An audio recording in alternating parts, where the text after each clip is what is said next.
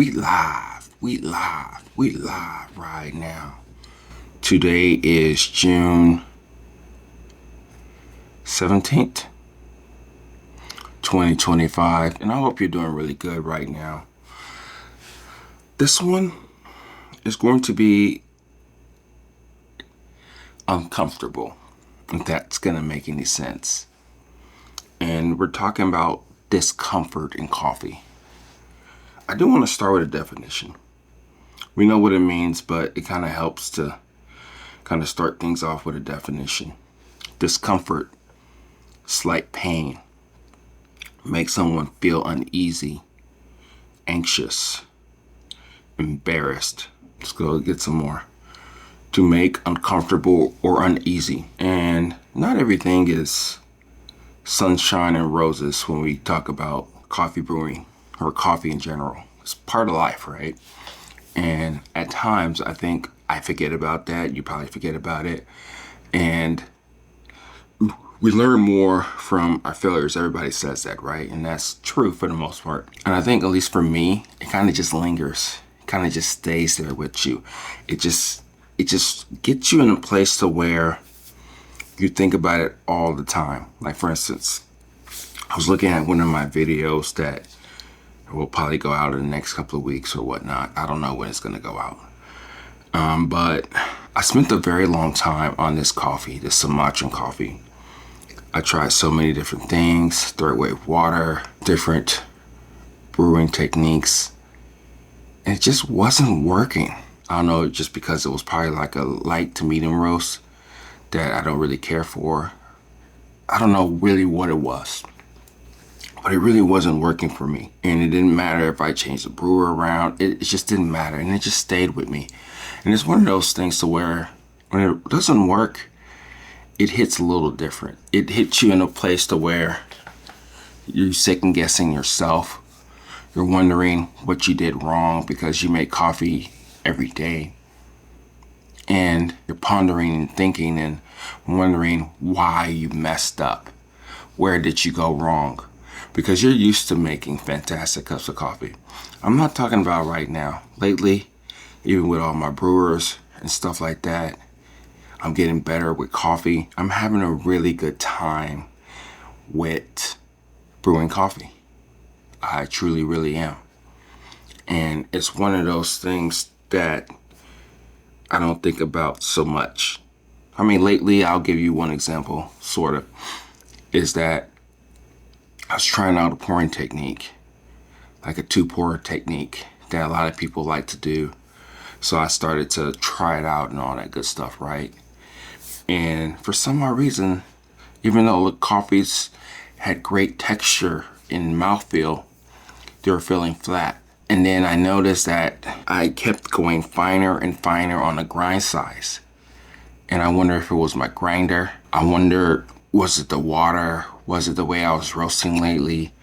That kind of gave the development of the coffee a different type of whole aspect of the whole brewing process. I don't know. And then I used the old recipe. Texture wasn't as glamorous as the 2-pour method versus the 5 or 6-pour method, but the coffees were livelier.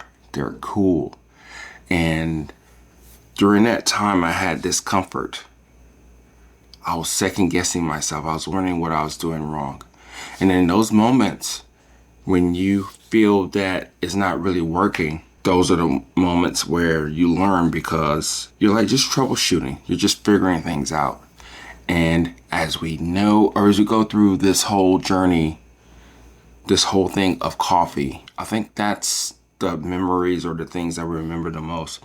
Because those times are the times that we can truly, really connect the dots to something that it's going to help us out in the future. Meaning that no matter what anybody throws at us, different types of coffees and all that, we'll be able to conquer it. We'll be able to understand that coffee. It may not be our jam, our cup of tea, so to speak, but at least we know that we can, through our own experience and through our own palate, that we're able to actually enjoy that coffee for what it is. because we figured out the best parameters in order to do that. And I believe the only way to truly really get there is to go through discomfort, to go through the fire, to go through the negativity when it comes to it just simply not working. And I think that's a cool place to be. In a moment, slightly is not probably the best place to be, because you're like, man, crap, what happened here? Why didn't it work? Shit always happens, right? Things always change or do things. But as long as we're honest with ourselves, with that growth, I think we're going to be in a better place with all of this. One thing that I do like about discomfort is that it's information.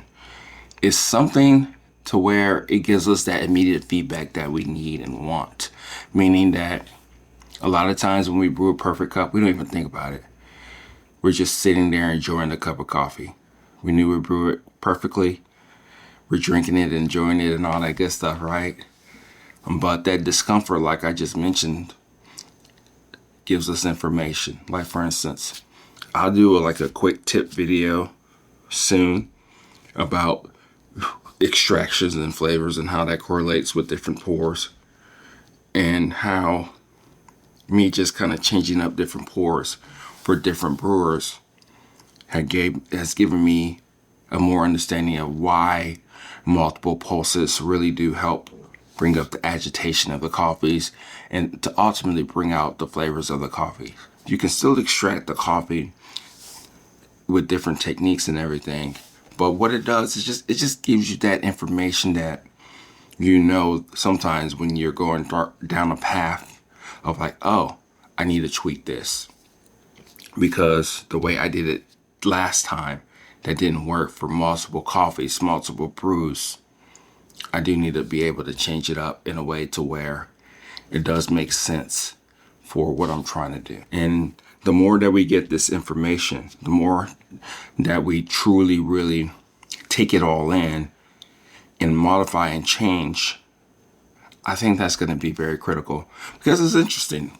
The reason why I say that is because when we're being interrupted, when we're being uncomfortable, we are in a path of being there for ourselves. Meaning that, yeah, you can look up recipes, you can do this and do that, but at the end of the day, it's a form of where you can get better. And if we're more objective with the whole situation and seeing it for what it is, we are going to be in a place to where we're growing. Because it's interesting. Because a lot of times whatever, for instance, I'm talking to my kids, I tell them things and I get them to try to understand what we're really trying to do, or what we're trying to teach them. And as my wife keeps telling me, they won't fully develop until they're 25. So it's almost like no matter what you tell somebody, they're not there yet. They're going to be there eventually, but they're not there yet. And it's one of those things to where if we can psychoanalyze the situation for what we see it as, then I think that type of growth is going to help us out in life in general, because we're able to see things for what they are, course correct, and get better. Because, that's all we really have. With that being said, I just want to leave you off with this. If you're not pushing yourself hard enough, if you're not telling yourself that if you've actually brewed this coffee the best possible way, then you're not growing. Then you're not able to see things for what they truly are. And if you're spending all this time making coffee and drinking it and enjoying it, then I think it's a disservice to yourself to go wholeheartedly into the whole fire. Meaning that you're going to have those amazing, great brews, but you're also going to have those terrible, crappy brews. Even if that roaster has roasted the coffee perfectly. Even if that farmer has done spectacular in the growing aspect of that coffee and the processing and all that stuff. And if you can't figure that out, whatever parameters that you may have, and you just simply give up, I think that's not going to be good for you. Because that's part of life. And I don't want to keep saying this about coffee. It's a type of microcosm into what life is, but it gives us the ability to kind of push and grow and understand all the things that we're trying to do when it comes to this whole coffee thing. And as we keep pushing and understanding and getting better at the craft, it has no choice but to spill over to everything else that we do. But think about it. If you can figure out that difficult brew of coffee, you can figure out anything in life. And like I said, you're not going to be able to figure out everything all at once every single time. But through your experience, through your education, and more importantly, through your drive, you can do anything that you really want with coffee and with life. So this is Oki at Everyday Being signing off. I hope that this is helpful and that you stay in that discomfort, you stay in that negativity place of like wonder. Because yeah, I'm romanticizing it right now. But when you're in it and it's so frustrating, that's when you know, that's the key indicator that you know that you're actually really growing. So this is Oki at Everyday Beings signing off. I'll talk to you later. Bye.